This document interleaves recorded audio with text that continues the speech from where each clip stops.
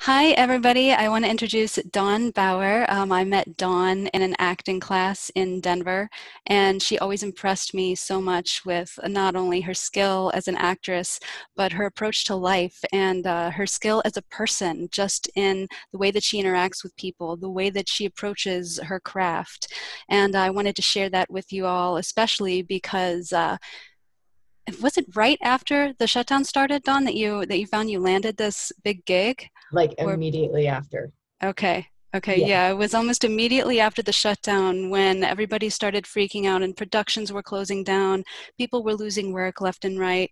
But Dawn managed to land a national commercial. And they actually filmed that in her home, like she filmed it in her home.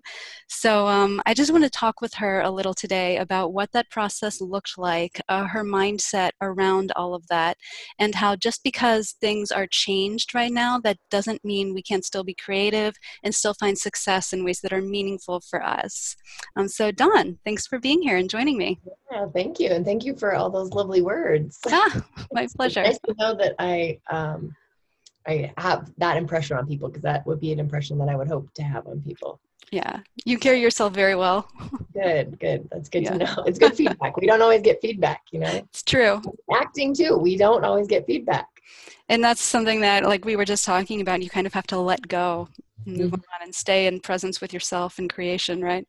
Yep, Yeah. absolutely. So how long have you been acting? Like, when did you get started? What inspired you? Yeah, so that's I get asked that question so often and I'm always like, how do I answer this question? My mom used to say that when I was two, I was the mascot for my dad's softball team. So I would just be like entertaining everybody. So since I was young, I've always enjoyed just being an entertainer, making people happy, bringing joy to people.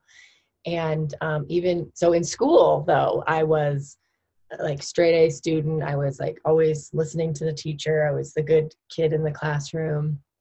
Um, but in Girl Scouts, I was the class clown.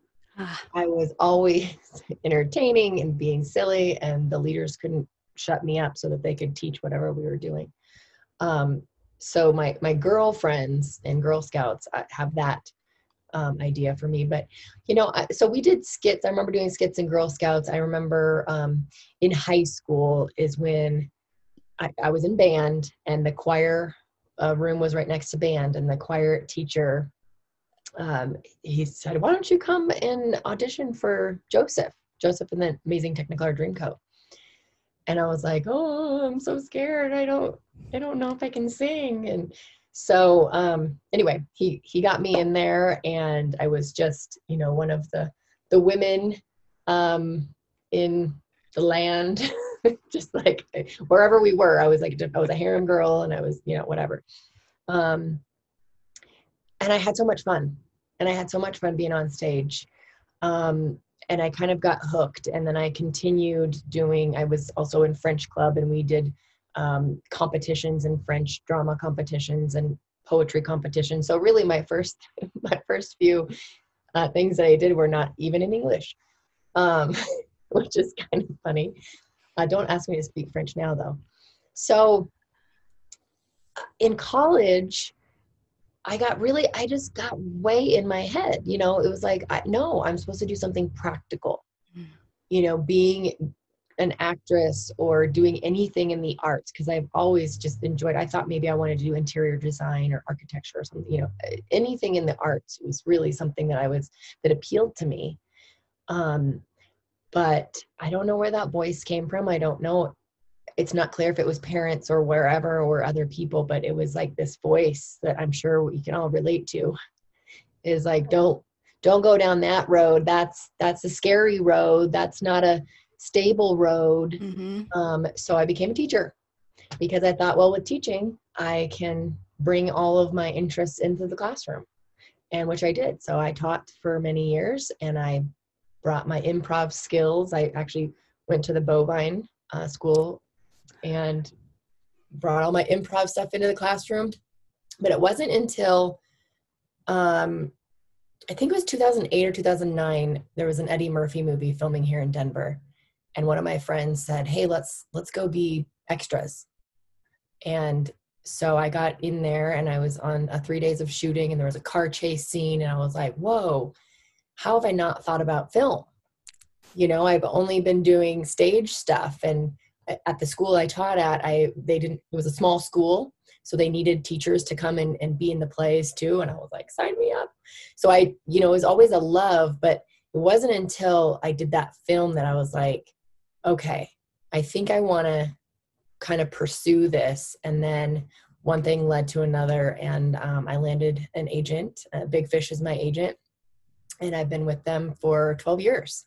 I've been with Mm, them this whole time. So I kind of say that when I started making money acting is like when like it officially started. But so around 2008, 2009, but it's nice. always been there. So about 10 years now, over 10 Yeah, years now. over 10 Great. years. Yep. Excellent. Yep. So what was your initial reaction when the pandemic kind of hit and things started shutting down? It all happened so fast. And I know a lot of friends who were just losing work left and right. Productions were Yep. shutting down or stopped in the middle of production. Sometimes they just stopped and everybody had to leave the set. What was your initial reaction to that as an actress? Yeah, it was pretty wild. I had actually just moved into where I'm living now. I've only been here 2 weeks, and Isn't that uh, how it goes? All the change I comes up at one just point. I just moved in here, and March 16th was the last day of my world religions class. And then I had a 2 week break. And so March 17th, I had plans to go out with my friends to go have a drink and celebrate. And as you know, here in Denver, March 16th, they were like, all the bars are closed, all the restaurants are closed. So, Mhm. it affected me personally because I was like, no, I've already been in quarantine studying for the last several weeks. I'm ready to go out.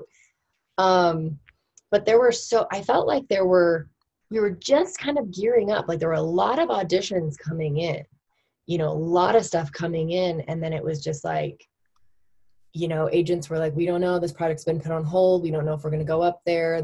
I remember there was one in the mountains. I can't remember which, company, but there was a commercial that they were shooting in the mountains. And that was where it hit Colorado first, was in the Mm. mountains, and they'd already shut Yeah. down Summit County. So I was like, are they going to shoot this? And I'm like, stand by. So it's just a lot of unknowns. And, luckily, I already work from home because I do coaching from home. So I already do, stuff on Zoom, and I could be mobile. Um, and then do we want to go into landing that commercial? Yeah, yeah, Excited to do that. absolutely. I'd love to hear about that. So that was a crazy thing. That was another one of the auditions that came through. So I decided to go. So I'm from Omaha, Nebraska, and I decided, you know what? We don't know how long we're going to be here. I just moved in with someone I barely know, and I don't think I want to. If I'm going to be stuck, I might as well go be stuck with my family. There's no Yeah. reason for me to be here in Denver. I'll just go home and be with my family in Omaha. So that's what I did. So by the end of March, March 29th, I was driving back to Omaha with all my stuff. Well, the day before, I had this audition come through from my Omaha agent. So I have agents in different cities.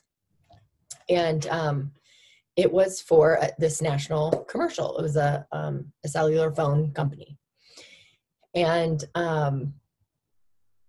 so I submitted my audition. I just did videotape to myself, like right here in this actual same space, and submitted it.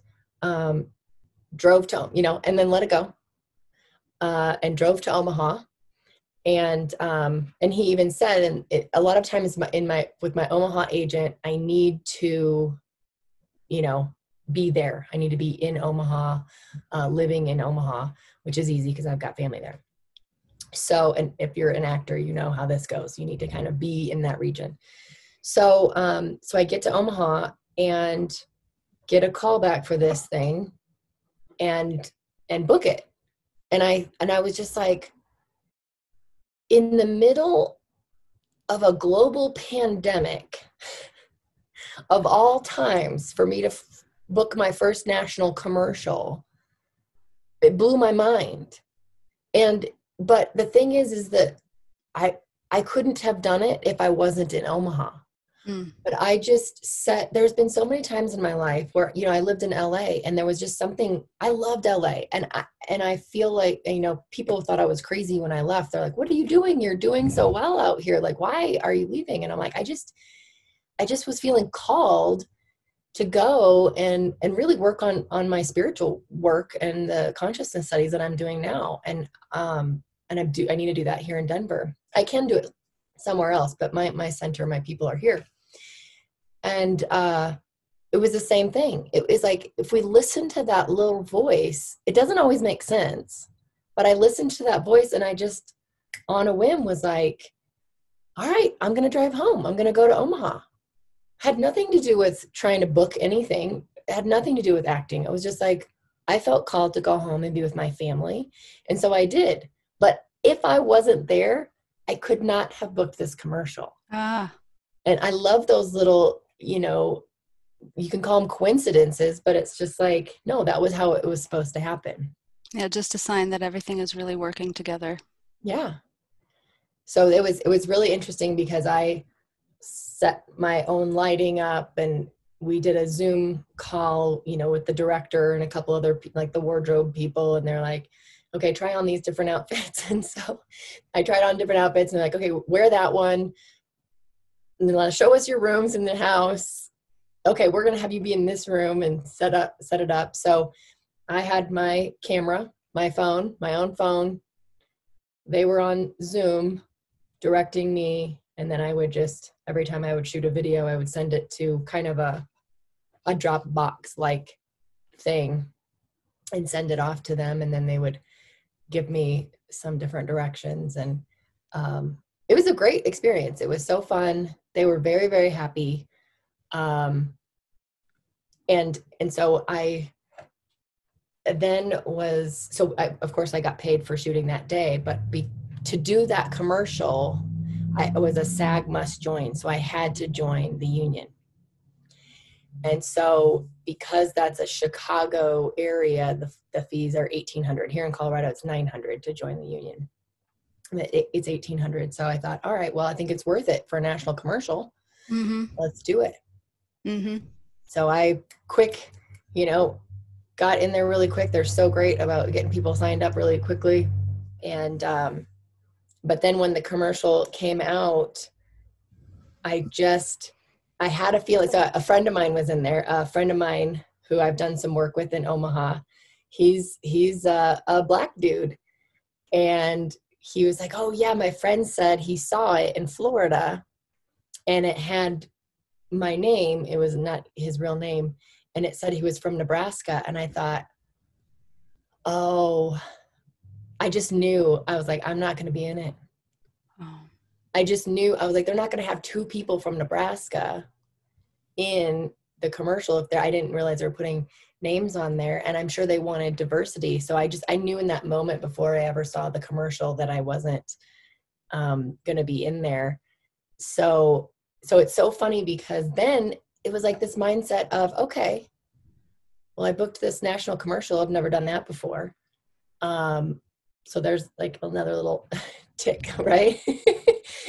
Yeah. And now I just have to say, well, I'm SAG for another reason. Something else is coming. Mm-hmm. Yeah, there's always something, like we were saying, stay in that energy of creation, instead of an energy of waiting, because as we were saying, whatever you focus on, that's going to manifest and show up more in your life. So if you start waiting, you're going to get more waiting. If you start regretting, you're going to get more of that. But if you stay in that energy of creation and like, oh, okay, this happened, now I'm here, what can I create? What can I do from where I am now with what I have now? And then you'll get more opportunity to experience that creation. Yeah, absolutely.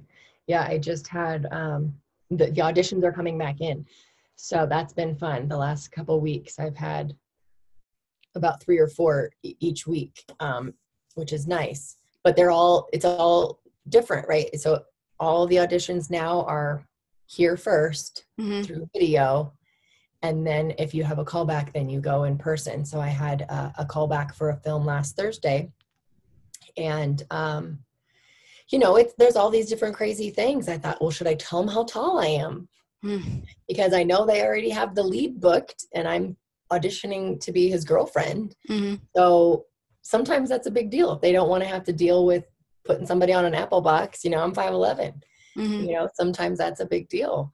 And I kept thinking, well, should I say something or not? And then they asked me, and I'm glad they did, because I thought I don't want to, the audition was down in Colorado Springs. I didn't want to, it was a 3 hour, 90 minutes down, 90 minutes back up, kind of my whole day to do a commercial if I'm too tall.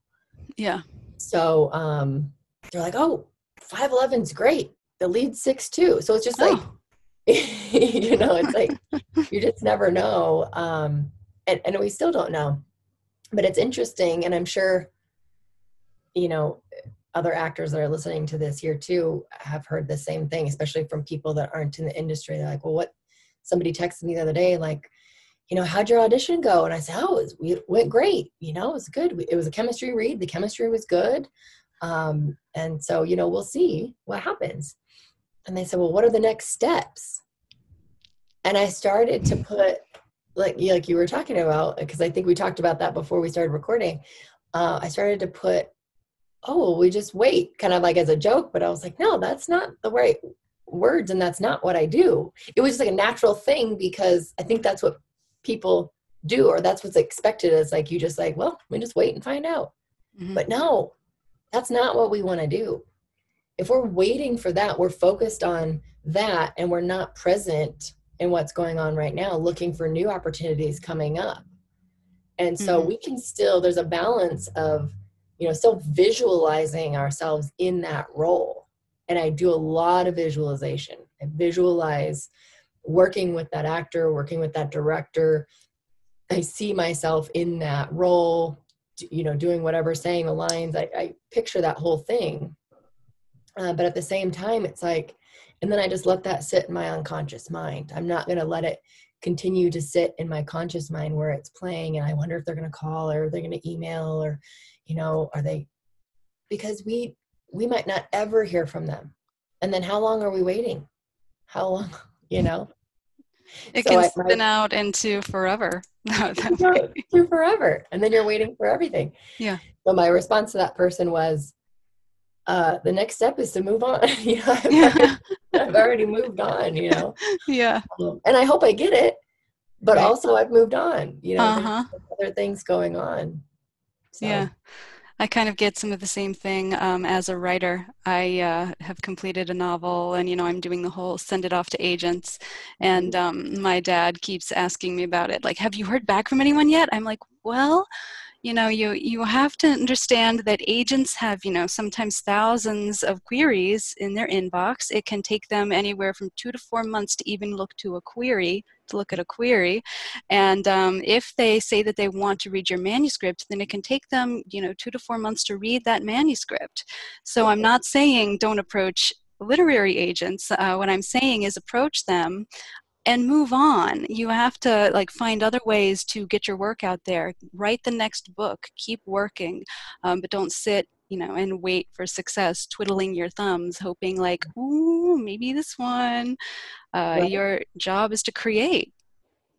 And that spiritual idea of it is just like, you're just continually planting seeds. Mm-hmm. Like, as you continue to keep submitting that manuscript, as you continue to keep submitting yourself for roles as an actor, Mm-hmm. you're just putting it out there to the universe continually, that more of what you want, Right. um, so then you just keep going. You can't possibly book them all. Right. And I think that's if I was too tall for that role, then I'm too tall for that role. There's nothing I can do about that. I'm Mm-hmm. not going to chop my feet off, in order to be a certain height. So I think just, if we can talk a little bit just about auditioning, because I think I remember a time when I was like, when is auditioning going to be enjoyable? because it was just like, oh, this sucks. And there's a story around that in the Yeah. industry. There is a story that we keep feeding, acting coaches, people in LA. It's just like, oh, auditioning, that's just the evil, whatever it's called, it's just like, that's the, The uh, necessary evil. yes, thank you. The Yeah. necessary evil. That's just, you have to get through it. And it's just like this ho hum, like you got to learn to love it. It's like, well, how am I going to learn to love it when everybody is using that kind of language? Mm-hmm. And so as soon as and it was really taking on the more like spiritual idea to bringing that to my acting is when that really turned around, because then I can go in there and um, not approach an audition like I don't care if I get this or not, but this is what I'm offering, and you can take it or leave it. Mm-hmm. It's everybody is trying to put together this perfect picture for this film or this commercial. Everybody has a role. The casting director is trying to find the right people that the director is looking for. And, I like to tell the story, like I might look like somebody's ex-wife and I'm not going to get the role. It doesn't matter how good I am, you know, there's things that are just out of your control, and you have to, for me anyway, I say, okay, well, there was another audition, there was another chance for me to get in front of people. Mm-hmm. And guess what, when you book the room, the people that are in that room, they're like, oh, we're going to bring her in for something else, and they'll remember you, Mm-hmm. and they'll bring you in for something else that you maybe are better for than that other thing you auditioned for. So it's important to just, keep that positive attitude and keep, just doing your best, bringing your best to the work. And now auditions they're just like, eh, it's just Nice. part of the thing. And it's just another, it's like finding the joy, and just like, I get excited when I get an audition. Oh my Great. I God. was going to ask that. I was going to ask if you enjoy auditions now. Yeah. It's like, a lot of times I'm not really submitting myself anymore. Occasionally there is, but usually it's just my agents are submitting me. So I don't have to worry about that piece.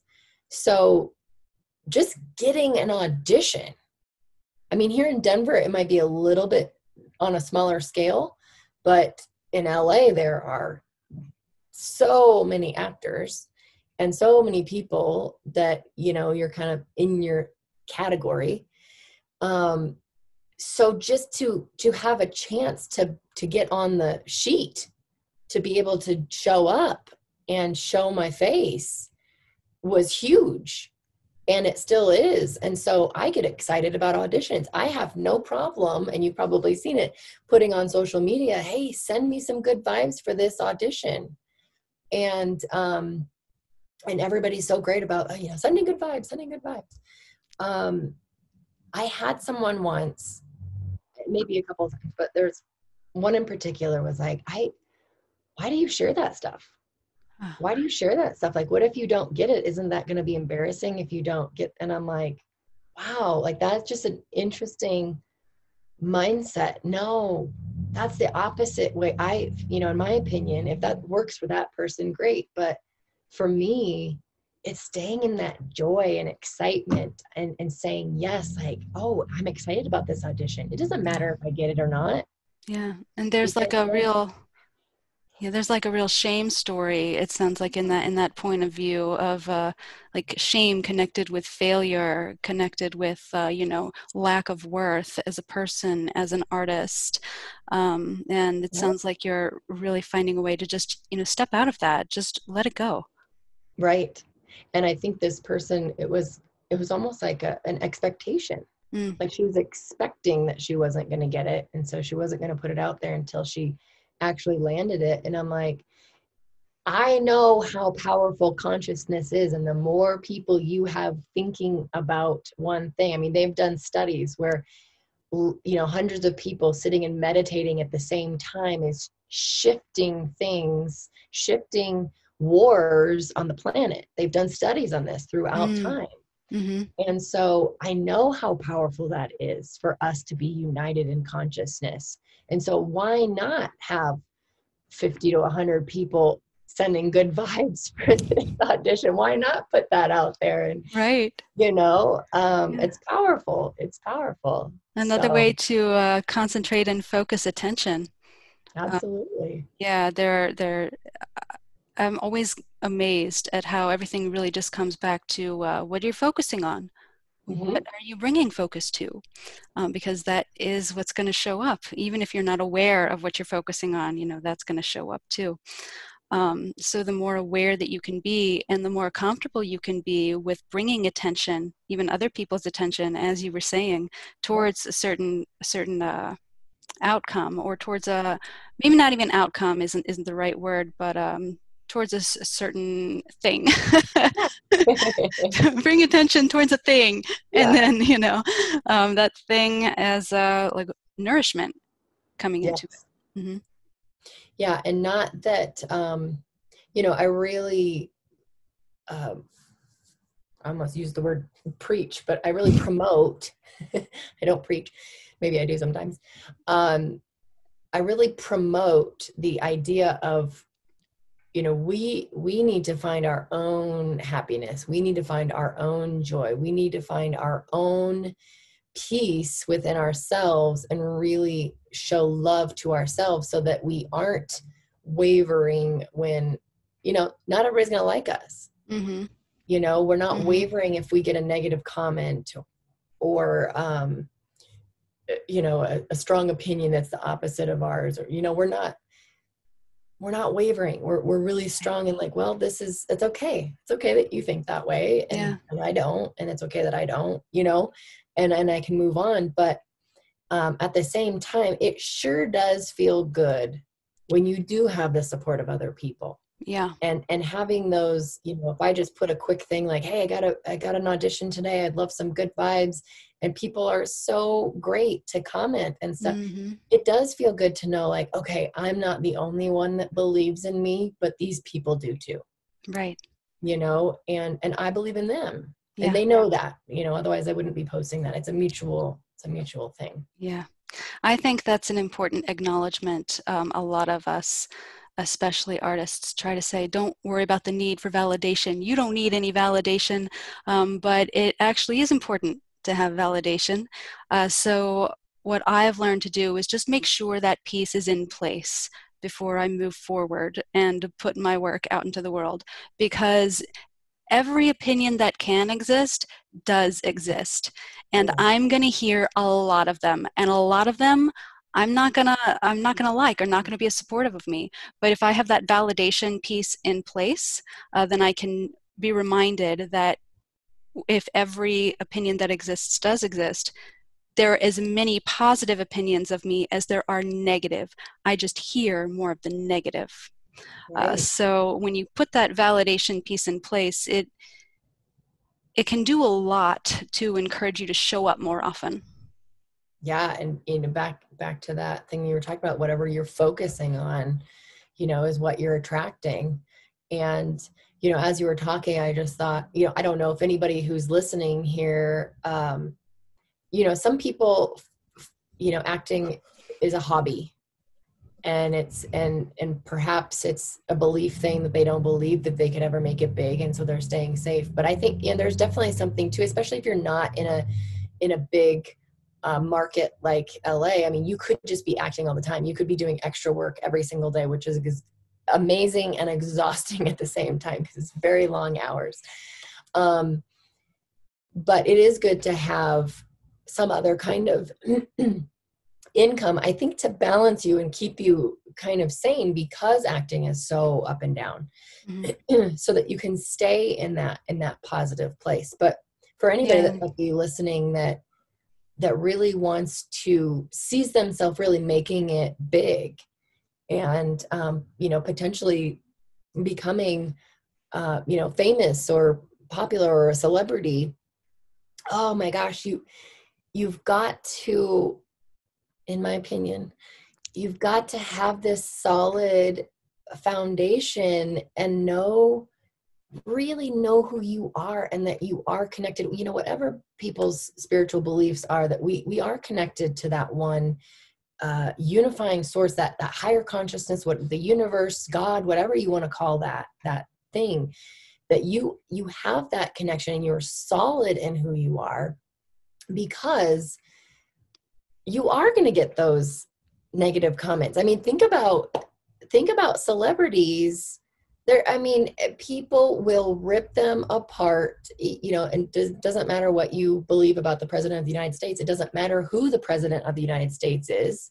There is always someone who has a negative opinion, right? And usually more than one person. And so you have to be willing to put yourself out there and be vulnerable and know, like you said, that there are going to be those negative comments. And sometimes that's maybe they're jealous of where you're at. You're never going to know what that story is. But being able to block those out and be strong anyway, and show up anyway, and stay in integrity anyway, Mm-hmm. and continue, you know, being positive. We can't always be positive, but being in that optimistic point of view that you are on the right path. And sometimes we do need to reflect and just kind of keep ourselves in check. I do this every once in a while. It's like, oh gosh, that comment really, really hurt. Is there any truth to that? Why did that hurt so much? Mm-hmm. There must be some belief in me that I agree with that comment a little bit, and that's why that comment hurt. And so now I get to do more work on, what is that belief? Do I Mm-hmm. believe I'm not worth it? And then I get to do more work on that and Yeah. shift it, but not letting that completely wipe us out. Because gosh, I mean, for some people, you can be working and acting, and all of a sudden you land this big role, and then now you don't have that foundation, and you can just, drop right back down with the smallest critique Mm-hmm. on your work. Mm-hmm. Yeah. Yeah. It can be a powerful force. Yeah. And I thought about something else I totally dismissed when you were asking about the quarantine. So I do training videos for this Oh, company, and training videos pay really well, by the way. And FYI. FYI. So, we were supposed to do it in January. We didn't quite have the scripts ready, and then we moved it to February. And then I was like, and then the coronavirus hit. Ah. And I'm traveling to another state to do these videos. And so it's just been like waiting and waiting, waiting. I'm finally this coming weekend going down to Texas and doing these training videos.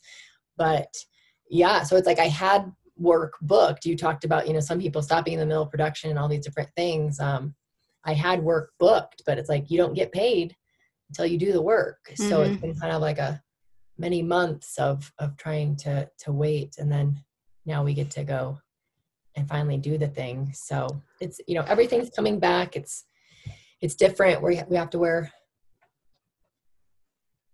our masks, until we're Yeah. filming and stuff like that. So that'll be the first time I'll be on set. Yeah. Nice. Nice. Yeah, it's going to be interesting to see the way that productions, like, they slowly get their wheels rolling again. You know, I'm not sure how soon we'll see big productions starting to take place. That'll be interesting. But one thing I wanted to get back to is you had mentioned that you do a lot of visualization, and that can be such a powerful tool. Are there any other like mindset or consciousness manifestation tools that you like to use? Maybe, I know a lot of people use tapping.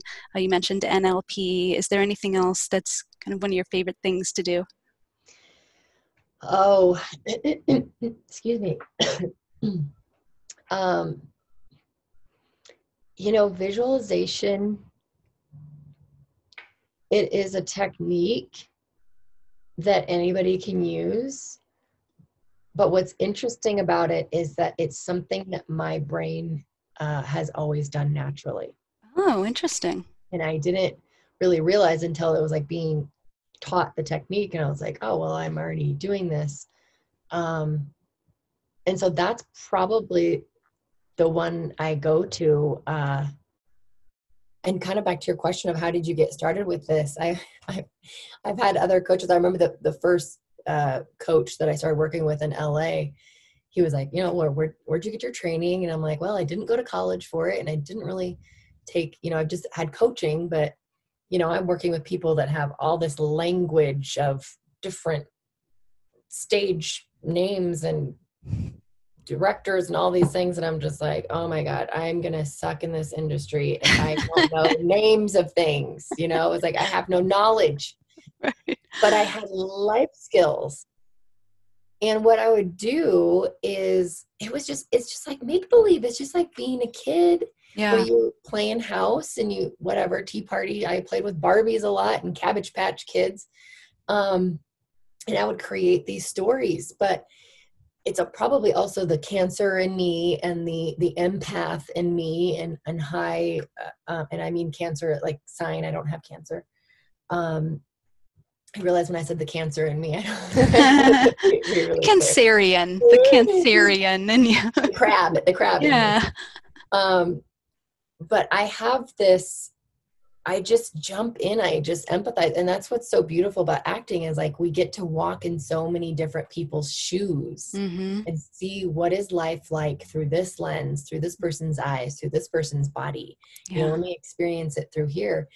And I just naturally jump in. And that is some of our NLP processes. We do that where we land in this person's perspective and then we land in this person's. So we're looking at an issue from different perspectives, which is great. If you're having a disagreement with someone, if you can kind of land in their perspective, all of a sudden you're like, oh, you have, you know, for people that don't naturally have that empathy, it's like really good. But I am always doing that. And so I was saying this to this coach, and he was just like, his mind was kind of like, he was just confused because he was through Beverly Hills Playhouse training, and a different person than where we met. And he was just so confused that I was just like, oh, I've just lived my life. And so I'm just like taking from different things in my own life and just putting it into the act and just like becoming this person. And who needs to teach you how to do that? You just do it because my brain did that naturally. But my favorite stories of visualization. So I won 2 game shows. I've been on 2 game shows and I won both of them. And it was all, I mean, I visualized the whole thing. The very first one I did was called Celebrity Name Game. And my friend James and I were partners. And we were so new from the beginning of when this thing started that it hadn't really been on air. We were shooting on a Friday and the very first episode aired on Monday. And so we started watching that, and then we would pause and be like, okay, now if that happens when we're up there, then let's do, like, we would strategize these different things and we would pause the thing. So the first episode was one of the couples was a Black couple, an African-American couple. And with the way we paused it, this guy's face looked like Wayne Brady. And I was like, oh my God, he looks like Wayne Brady, who's like, oh my God, one of my favorite people to watch. He's so entertaining. He's so brilliant. And so when I was going through improv is when Whose Line Is It Anyway was on. Yeah. So it was just like, and my friend James was like, oh my God, wouldn't that be awesome if he was our celebrity? Or I actually said that. I said, wouldn't that be awesome if he was our celebrity on the Celebrity Name Game show? Because you get paired up with these celebrities. He's like, oh my God, that would be brilliant. So I would visualize, when I was visualizing us doing this whole game show and winning the game show and everything, there was always Wayne Brady was there and some other person I didn't know. It was always Wayne Can I Brady. pause you for just a Yeah. minute? I am about to get interrupted in my setting here, so I'm Oh, sorry about that. no worries. So I'm going to go to another room, Okay. and I'm going to pause my recording and pick up in another room. Okay, So, we're back. yeah, I'll just You were talking about the game show and Wayne Brady. Yeah, Wayne Brady, and I was just like, oh my gosh, wouldn't that be brilliant? So as we're preparing and getting closer to this, you know, I was just visualizing Wayne Brady in this, it was just like, anytime I would just add other pieces to this. So now Wayne Brady was in my vision. And so we show up there. I think we had to be there at 6:00 in the morning, and they shoot 8 episodes a day. They shoot 4 in the morning. It's a lot. And then Wow. they shoot 4 in the afternoon after lunch. They have 5 sets. So 5 episodes worth of couples come in the beginning, so that, 4 of them will go in the morning, and we don't know. Well, maybe we did know that we were going to be 5th. I don't know if we knew that or not, but 4 of them will go, and then you'll have a lunch break, and then the 5th group will go, but those people will help train the new people coming in for the afternoon. And then there's also 2 different audiences. So there's a morning audience, and then they let them go, and then they bring in a fresh audience. So team number 5 gets a fresh audience and everything after lunch. So we get in, and we find out we're going to be the last ones. So we're not going to go on until probably like 1:00, 2:00 in the afternoon, and it's 6:00 in the morning. So I ended up napping. But anyway, after you fill out all this legal paperwork to say you're not going to tell anybody anything, they told us the first 4 groups, the first 4 episode people are going to have these 2 celebrities. I don't remember who they were. The 5th group, you guys, and then everybody else who will be coming in later, you guys are going to have Wayne Brady and Jonathan Mangum, who is his partner in the Let's Make a Deal. But I didn't know who he was. I hadn't watched that show yet. I didn't know who this guy was. And James and I looked at each other, and he's like, oh my God. And so we go back to our room, and then that's when they came in and they told us, okay, you guys are going to be 5th. And I looked at James. I was like, are you ready to win this? Like, there was like no doubt in my mind. And he's like, how did you do that? I was like, how did you manifest? And I'm like, look, I am powerful. You're powerful. We're going to win this thing. But it was just like, that is all I needed. I was like, Wayne Brady is going to be with us. And that was the first episode Wayne Brady ever did for that show. Wow. We had a brand new audience. We did practice round. We got to do 2 practice rounds because we were the 5th thing. We got to do one with everybody else, and then we got to do another one to demonstrate for the new people that came in. And both times we lost. Like when we were fake playing to practice how the game works, we lost the game. So these girls that we were playing against were just like brilliant and knew all kinds of things. Here's another thing. I'm not good with celebrity names. I already told you that. I didn't know directors. I don't know names of things. Yeah. James was really good at it. But what I am good at is acting. I would create like, oh, I could put the names together, and I could think quick and like make up some kind of thing to get him to guess it in some other creative way than actually telling him any kind of information about, like, it's like, oh, that name sounds familiar, but I don't know who they are. Are they a singer? Are they? And in the final moment, and maybe for when you edit this thing, I can get you, I'll send you, I have the recording of this, and you can put this final moment clip maybe in there.